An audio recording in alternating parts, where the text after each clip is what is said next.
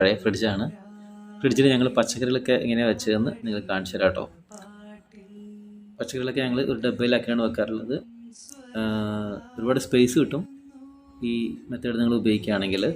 ഇഞ്ചി ഞങ്ങളൊരു ചെറിയ ഡബ്ബിലുണ്ട് ഇട്ട് വെച്ചിട്ടുണ്ട്. ഇതിപ്പോൾ ഒരു 2 ആഴ്ചക്ക് മേലെയായി. പിന്നെ ഇതാ മല്ലിച്ചപ്പ് വെറും 2 ആഴ്ചക്ക് മേലെയായി. ഇതിങ്ങനെ പൊട്ടിച്ചിട്ട് വെച്ചാണ് ഡബ്ബയിൽ, ഒരു കുഴപ്പമില്ല. പിന്നെ കറിവേപ്പില ഇതേപോലെ ഇലകൾ വേറെ വേറെ എടുത്തിട്ട് ഞങ്ങൾ ഇട്ട് വെച്ചു. ഇതിപ്പം ഒരാഴ്ചയായി.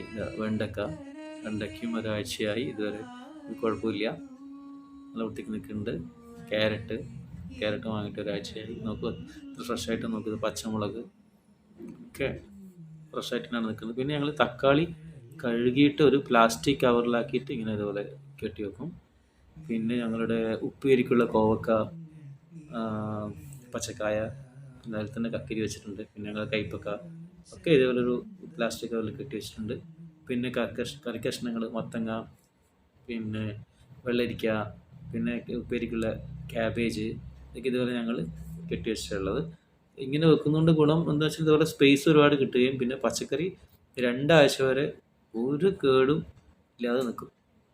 നമുക്ക് വളരെ നന്നായിട്ട് ഉപയോഗിക്കാനും പറ്റും കേട്ടോ.